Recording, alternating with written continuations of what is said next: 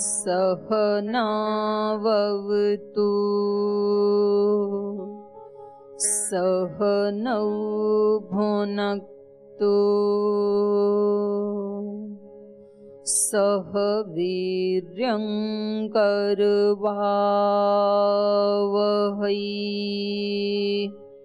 तेजस्विनावधीतमस्तु मा विद्विषावहै। ॐ शान्ति शान्ति शान्तिः। ओम। आज हम गीता के बारे में चर्चा करेंगे। आध्यात्मिक ग्रंथों में पूरे देश में ही नहीं बल्कि पूरे विश्व में सबसे अधिक यदि कोई ग्रंथ पढ़ा जाता है तो वो गीता है। कोर्ट आदि में भी जब शपथ ली जाती है सच बोलने की तो गीता के ऊपर हाथ रख करके ही शपथ ली जाती है कि मैं गीता के ऊपर हाथ रख के कह रहा हूं, मैं जो कहूंगा वो सच सच ही कहूंगा। ये एक अलग बात है वो सच कहते हैं या नहीं कहते हैं या कितना कहते हैं, वो एक अलग बात है। लेकिन ये इतना अद्भुत ग्रंथ है, ये महाभारत का एक अंश है। महाभारत का जो भीष्म पर्व है उसमें से उसके 35 नंबर या पता नहीं 25 नंबर 35 नंबर अध्याय से लेके 43 नंबर अध्याय तक जो चलता है वो ये गीता का उपदेश ही है। महाभारत में गीता में ज्ञान योग, कर्म योग, भक्ति योग, 3 योग की चर्चा की है योगेश्वर भगवान कृष्ण ने। यद्यपि इसमें पूरे में ही कहीं ज्ञान की बात आती है, कहीं भक्ति की आती है, कहीं कर्म योग की आती है, मिला जुला है, लेकिन फिर भी इसमें एक बहुतायत की दृष्टि से इसके 3 भाग किए गए हैं। पहले जो 6 अध्याय हैं, 18 अध्याय हैं गीता में, और 18 अध्यायों में से 6 अध्याय का पार्टीशन किया गया है, विभाजन किया गया है। तो शुरू के 6 योग कर्म योग के ऊपर हैं, 7 से 12 भक्ति योग है, और फिर 13 से 18 अगले 6 अध्याय ज्ञान योग के हैं। तो कर्म योग को सबसे पहले क्यों लिया है और भक्ति योग को बीच में क्यों रखा है और ज्ञान को सबसे लास्ट में क्यों रखा है, इसका भी एक वैज्ञानिक कारण है।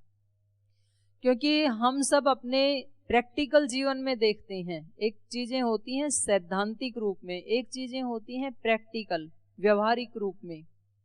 हम देखते हैं कि हमारे जीवन का भक्ति और ज्ञान में बीतने वाला जो समय है वो उसकी अपेक्षा कम है जितना समय हमारा कर्म में बीतता है।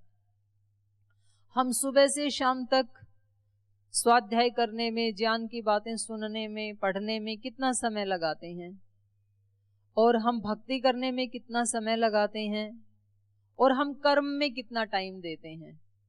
तो हम पाएंगे कि इन दोनों का टाइम कम है, ज्ञान का और भक्ति का। और कर्म का जैसे मान लीजिए 24 घंटे हैं, 24 घंटे में से 6 घंटा हम सो भी गए तो भी हमारे पास 18 घंटे बचे।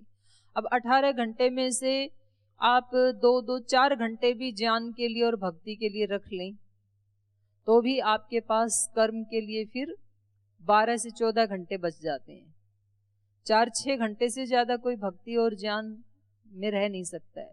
तो 4 घंटे भी मैं ज्यादा बता रही हूँ, नहीं तो 1-1 घंटा भक्ति और ज्ञान की स्थिति में रहें तो 18 में से 2 जाएं तो फिर भी 16 घंटे हम काम की स्थिति में, कर्म की स्थिति में रहते हैं।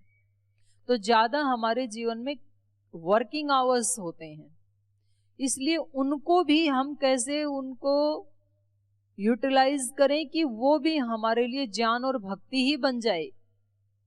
उन 18 घंटों को हम कैसे जिएं कि वो भी हमारे लिए योग बन जाए, कर्म नहीं कर्म योग बन जाए।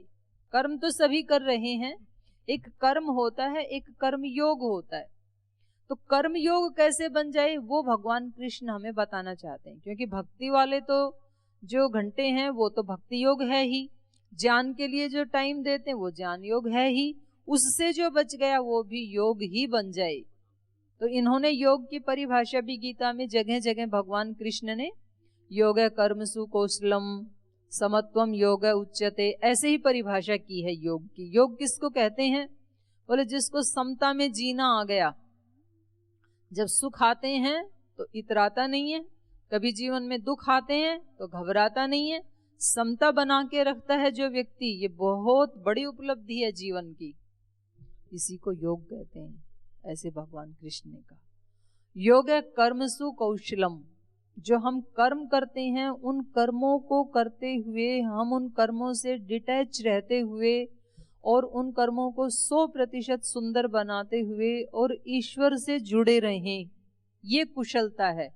कुशलता का मतलब ये नहीं है, कुछ लोग इसको कौशलम का अर्थ ये लेते हैं कि जैसे हम झाड़ू लगा रहे हैं तो बहुत सुंदर झाड़ू लगाएं, यही योग है।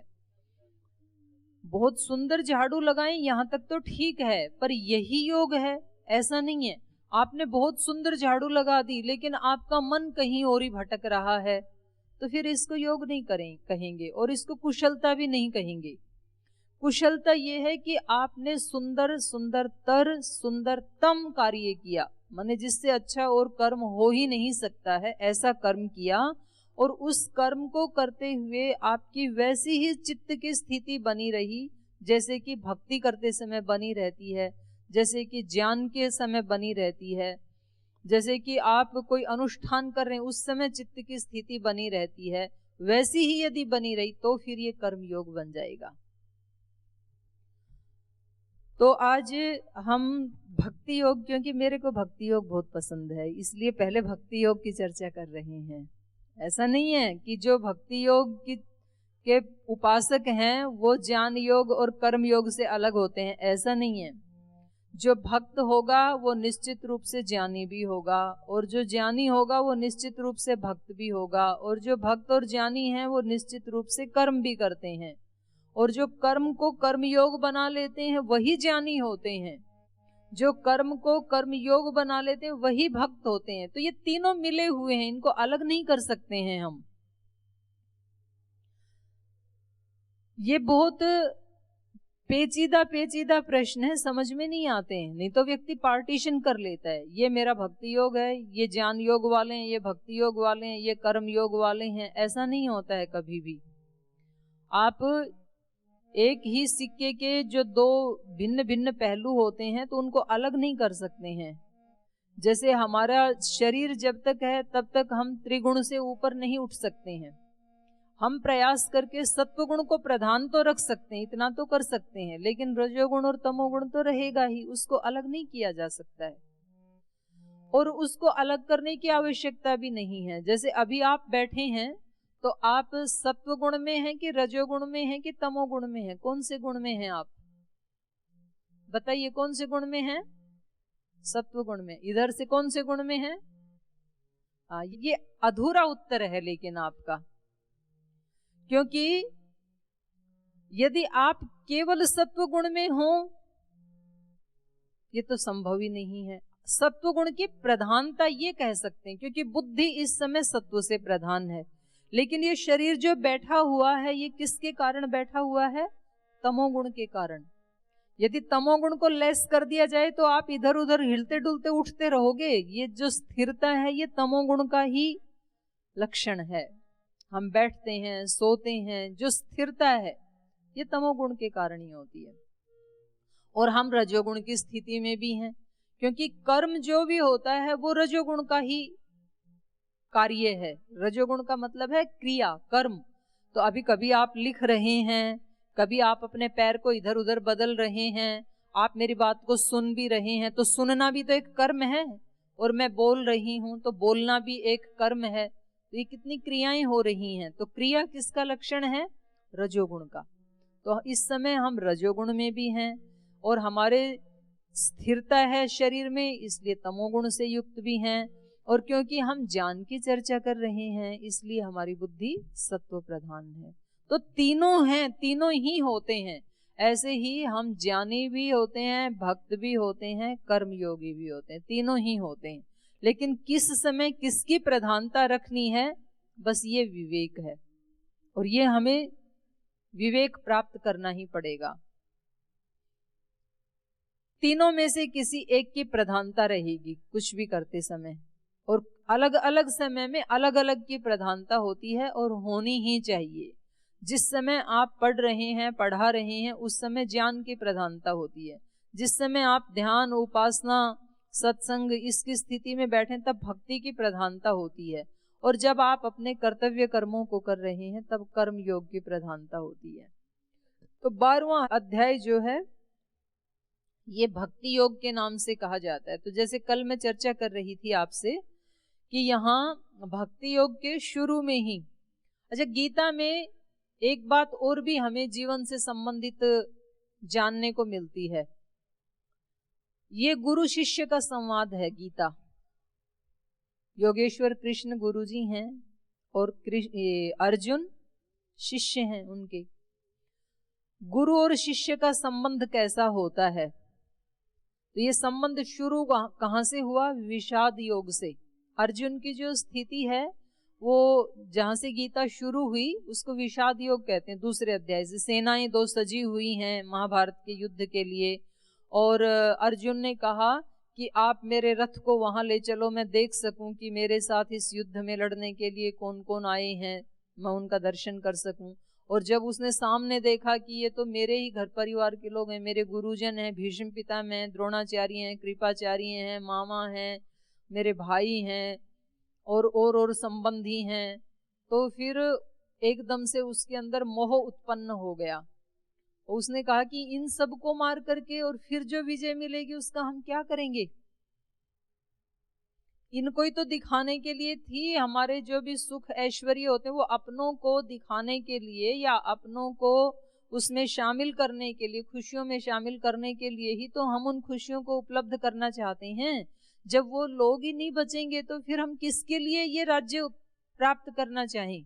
तो उसने कहा कि मैं इससे अच्छा तो भीख मांग के खाना उचित समझता हूं, लेकिन मैं युद्ध नहीं करूंगा।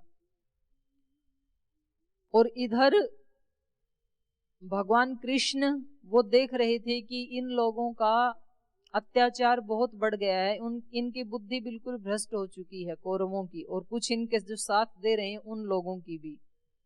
तो ये खुद का जीवन भी बर्बाद कर रहे हैं, और यदि इनके हाथ में पावर रही तो ये सारे देश की भी तबाही कर देंगे। इसलिए इस समय इनका मोक्ष हो जाना चाहिए और उसके लिए युद्ध करना ही चाहिए, ऐसा भगवान कृष्ण समझ रहे थे। तो वो उनको कर्म योग में, और उनको ये भी पता था कि अर्जुन जो बातें बोल रहा है ये कोई सात्विकता से युक्त होकर के नहीं बोल रहा है, बल्कि मोह से युक्त होकर के बोल रहा है। इसको ज्ञान हो गया ऐसा नहीं है। एक तो होती है ज्ञान की स्थिति, एक होती है आलस्य प्रमाद की स्थिति। तो हम भी कई बार हम यहाँ देखते हैं हमारे गुरुकुल में जो ब्रह्मचारी आते हैं, बोले जी हम तो ना परीक्षा छोड़ के आए हैं, अब हम तो यहाँ पढ़ाई नहीं करेंगे, अब हम तो केवल ध्यान लगाएंगे, समाधि लगाएंगे, हम तो यहाँ ध्यान के लिए आए हैं। तो मैं उनको बोलती हूँ ठीक है, आज आप पूरे दिन ध्यान ही करो। बोल जी हमें यहाँ से भेज दो गंगोत्री, हम वहां जाके ध्यान करेंगे गुफा में। मैंने कहा गंगोत्री बाद में जाना, पहले एक दिन का ट्रायल यहाँ कर लो। तो आज तुम्हारी छुट्टी है, आज तुम सुबह से शाम तक ध्यान ही करो। तो वो बैठ जाते हैं और फिर मतलब 1 घंटे में ही उनके नानी याद आ जाती है फिर, क्योंकि ये इतना सरल काम नहीं है बैठना। फिर बोले जी हम ना मौन रहेंगे। मैंने कहा ठीक है, आज तुम मौन ही रहो। तो उनको इतनी सारी दिक्कतें आ जाती हैं क्योंकि मन में अपेक्षाएं हैं। तो उनको लगता है कि मैं बोल नहीं रहा इसलिए मुझे खाना ठीक से नहीं मिला, खाना मिला तो उसमें नमक नहीं मिला, नमक के साथ खाना मिल गया तो पानी नहीं मिला, और वो 2-4 घंटे में या तो लिख के देने लगते हैं कुछ ना कुछ, या तो मुंह से ही बोल देते हैं। फिर बोल जी काम नहीं चला, व्यवस्थाएं नहीं हो पाई। तो ये इतना सरल नहीं है। तो अर्जुन जो बोल रहा था, तो अर्जुन भी ऐसे ही मोह के कारण बोल रहा था, वो उसको कोई ज्ञान की प्राप्ति हो गई ऐसा नहीं था। लेकिन अर्जुन का एक बहुत बड़ा गुण था। अर्जुन शब्द वैसे ऋजु धातु से बनता है संस्कृत में। ये जितने भी शब्द है ना, इनका कोई संस्कृत में रूट होता है, मूल होता है, उसको धातु कहते हैं संस्कृत व्याकरण में। तो ऋजु धातु से बनता है, और जो ऋजु से अर्जुन शब्द बना उसका अर्थ होता है सरल। जब तक व्यक्ति जटिल और कुटिल रहेगा तब तक उसके चित्त में ज्ञान उतर नहीं सकता है। इसलिए जिसको अपना उत्थान करना है, अपना उद्धार करना है, ज्ञान प्राप्त करना है, उसका सबसे पहला गुण है उस व्यक्ति को सरल होना चाहिए। उसको अपने अंदर जो है वो सब गुरु के सामने बता देना चाहिए। अगर वो छिपाएगा तो वो कितने भी बड़े गुरु के पास जाए कुछ भी प्राप्त नहीं कर पाएगा। कहते हैं कि 3 लोगों के पास कभी कोई चीज छिपानी नहीं चाहिए, और छिपाएंगे तो हम ही नुकसान उठाएंगे उससे। डॉक्टर के पास जाकर के बीमारी को नहीं छिपाना चाहिए, क्योंकि फिर वो इलाज कैसे करेगा, आप नहीं बताएंगे तो। डॉक्टर को सब कुछ बता देना चाहिए, तभी वो ठीक ठीक इलाज कर पाएगा। गुरु के पास जाकर के अपने किसी दोष को नहीं छिपाना चाहिए कि मेरे अंदर ये दोष है। यदि दोष को छिपा लेंगे तो गुरु दूर कैसे करेंगे फिर। तो सब कुछ उनके सामने स्पष्ट सच सच बता देना चाहिए। और तीसरा, ईश्वर के सामने। ईश्वर के सामने यदि हमने कुछ भी छिपाने की कोशिश की तो यद्यपि ईश्वर से तो छिप नहीं सकता है, लेकिन हम अपने ही आप से धोखा कर लेंगे और वो दोष हमारे कभी भी दूर नहीं हो पाएंगे। तो अर्जुन भले ही लड़ने के लिए तैयार नहीं था, लेकिन अर्जुन के चरित्र की बहुत बड़ी विशेषता जिसने उसको मोक्ष तक पहुंचाया, वो विशेषता है सरलता। अर्जुन का मतलब ही होता है सरल, रिजु। सरल व्यक्ति संसार के भी माता पिता गुरुजनों के आशीर्वाद को, उनकी कृपा को, उनकी शुभकामनाओं को, उनके ऐश्वर्य को रिजु होकर के प्राप्त कर लेता है। संसार की उपलब्धियां भी उसको उपलब्ध हो जाती हैं, और सरल हृदय वाला व्यक्ति भगवान को भी प्राप्त कर लेता है। और जो बहुत जटिल व्यक्ति होता है वो कितनी भी चतुराई करे ना तो वो इस संसार में जीतता है, क्योंकि उसकी चतुराई थोड़ी देर के बाद सामने आई जाती है, और ना ही वो कभी भगवान को प्राप्त कर सकता है, और ना ही वो कभी अपने आप को प्राप्त कर सकता है। अपने आत्मा का अनुभव भी नहीं कर सकता है जब तक जटिलता है, जब तक कुटिलता है। तो वो कभी संतुष्ट भी नहीं हो सकता है, कभी प्रसन्न भी, सुखी भी नहीं हो सकता है। ये तो अर्जुन के गुण थे। तो अर्जुन ने कहा कि मैं नहीं लड़ूंगा। अब गुरु कैसा होना चाहिए? योगेश्वर कृष्ण गुरु ऐसा होना चाहिए कि जब तक शिष्य को लक्ष्य तक ना पहुंचा दे तब तक गुरु को हिम्मत नहीं हारनी चाहिए। तो भगवान कृष्ण ने 18 अध्याय तक इधर से उधर से उसको डरा करके, कभी प्रेम से, कभी डांट करके, लेकिन उसके पीछे लगे ही रहे, जब तक वो जाके 18वें अध्याय में उसने बोला नष्टो मोह स्मृतिर लब्धा, मेरा मोह अब नष्ट हो गया है, और स्मृति लब्धा, अपने स्वरूप की स्मृति मुझे प्राप्त हो गई है कि मैं कौन हूं। त्वत्प्रसादात, आपकी कृपा से, त्वत्प्रसादान मयाच्युत, मेरे द्वारा स्मृति को प्राप्त कर लिया गया है। और अब मैं कैसा हूं?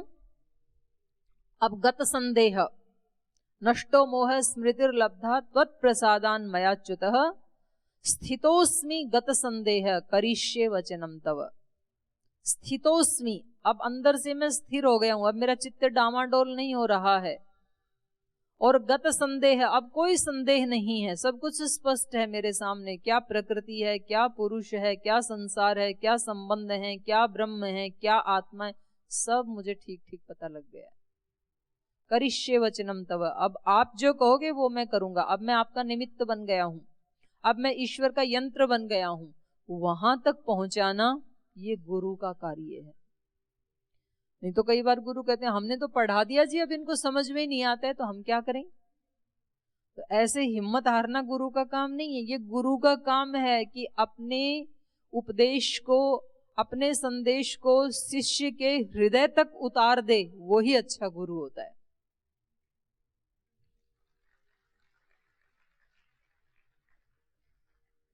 तो जब ये शुरू हुआ गीता का दूसरा अध्याय, तो अर्जुन की स्थिति कैसी है? अर्जुन को पसीने आ रहे हैं, उसका शरीर कांप रहा है, और मन उसका डामाडोल हो रहा है, और वो कह रहा है मैं युद्ध नहीं लड़ूंगा। सीदंती मम गात्राणि मुखम च परिशुष्यति, मम गात्राणि सीदंती, मेरे गात्र, मेरे शरीर के अंग सीदंती, कांप रहे हैं। सीदंती मम गात्राणि मुखम च परिशुष्यति, मेरा मुंह सूख रहा है। वे पथुश्च शरीरे में रोम हर्षश्च जायते, मेरा तो सब हाल बेहाल हो रहा है, मैं युद्ध नहीं करूंगा। तो अगर उसके अंदर कुछ कुटिलता होती, अर्जुन के अंदर बहाना बनाने की प्रकृति यदि होती, तो भगवान कृष्ण पूछते कि अर्जुन क्या हो गया, तेरा शरीर कांप रहा है, तेरे को पसीने आ रहे हैं, तेरा मुख सूख रहा है। तो वो कहता जी मुझे नहीं पता क्या हो रहा है, पर मेरा तो हाल बेहाल हो रहा है। तो शायद उसको किसी नर्सिंग होम में भर्ती करवा देते, उसको किसी इमरजेंसी में आईसीयू में लेके जाते ना, कि भाई इसका तो हाल बेहाल हो गया। लेकिन अर्जुन ने ऐसा नहीं किया। अर्जुन ने कहा कि मेरे को शारीरिक रोग नहीं है, मेरे को कहीं आईसीयू में मत ले चलो, मेरे को मानसिक रोग है, अंदर से मैं घबरा रहा हूं। तो उसने स्पष्ट बताया कि मेरे को मोह उत्पन्न हो रहा है, इसलिए मेरी ये हालत हो रही। बहाना नहीं बनाया, नहीं तो जाके हॉस्पिटल में आराम करता, किसी पता नहीं क्या हो रहा है, युद्ध नहीं कर पाऊंगा। लेकिन ये सरलता है जो चीज है। हम कई बार क्या होता है, हमें परेशानी होती है मन में, और हम घर वालों के इतने पैसे लगा देते हैं, डॉक्टर के पास जाते हैं, अब डॉक्टर भी कई सारे टेस्ट लिख देते हैं, रिपोर्ट सब नॉर्मल आती हैं, और हम ये नहीं बताते हैं कि बीमारी कहाँ है। बीमारी मन में होती है, विचार में होती है, और फिर वो शरीर में तो प्रकट होती है, और हम शरीर की दवाएं खाते रहते हैं, उससे शरीर भी बेकार हो जाता है, और अंदर की तो दवा ली नहीं, इसलिए वो तो ठीक होना ही नहीं था। तो हमें ठीक ठीक बताना चाहिए कि मेरे को परेशानी इस चीज से है। कभी कभी ना हमें संबंधों में किसी के व्यवहार से परेशानी होती है, कभी बहू को परेशानी होती है सास के व्यवहार से, कभी पत्नी को परेशानी होती है पति के व्यवहार से, कभी पति को परेशानी होती है पत्नी के व्यवहार से, कभी पत्नी के माता पिता के व्यवहार से। उसको तो बताता नहीं है, और फिर कहता है मेरे को तो सिर दर्द रहता है, मेरे को तो कमर दर्द रहता है, मेरे को तो दूसरे रोग, उसकी दवाएं चलती रहती हैं वर्षों तक, और मूल को हमने बताया नहीं, इसलिए उसका कभी इलाज होता भी नहीं है। तो अर्जुन की तरह से सरल होना चाहिए। तो देखो अर्जुन की स्थिति कैसी थी, कहां से उसने यात्रा शुरू की, और फिर वो सरलता से जो भगवान बता रहे थे उसको पूरी ईमानदारी से सुन करके आत्मसात करते हुए उसको वैसा वैसा जीते हुए आगे बढ़ा रहे हैं अपने जीवन की यात्रा। एक सरलता को हम अपना लें तो हमें कोई ना कोई राह दिखाने वाला मिल ही जाएगा, ऐसे भगवान की व्यवस्था है। और हम उन एक एक पड़ाव को, एक एक स्टेप को पार करते हुए अपने लक्ष्य तक पहुंच ही जाते हैं। तो यहाँ 11 अध्याय तक पहले कर्म योग के बारे में भगवान कृष्ण ने बताया अर्जुन को, अब भक्ति योग के बारे में बता रहे हैं। तो पहला ही जो श्लोक है, जिनके पास पुस्तक है वो निकाल करके देख लेंगे 12वें अध्याय को। एवं सतत युक्ता ये भक्ता स्वाम पर्युपासते ते च अपि अक्षरम अव्यक्तम तेषाम के योग वित्तमाः। अर्जुन पूछ रहे हैं कि जो सतत युक्ता, निरंतर आपसे ही युक्त रहते हुए, आप में अपना ध्यान लगाते हुए जो भक्त हैं, जो आपको पर्युपासते, जो आपकी उपासना करते हैं, ते च अपि अक्षरम अव्यक्तम, और दूसरे ऐसे हैं कि जो अव्यक्त अक्षर की उपासना करते हैं, निर्गुण निराकार की उपासना करते हैं, तेषाम उन दोनों प्रकार के भक्तों में के योग वित्तमाः, आपको कौन से ज्यादा योगी लगते हैं, कौन आपको ज्यादा अच्छे लगते हैं, किसको आप श्रेष्ठ मानते हैं।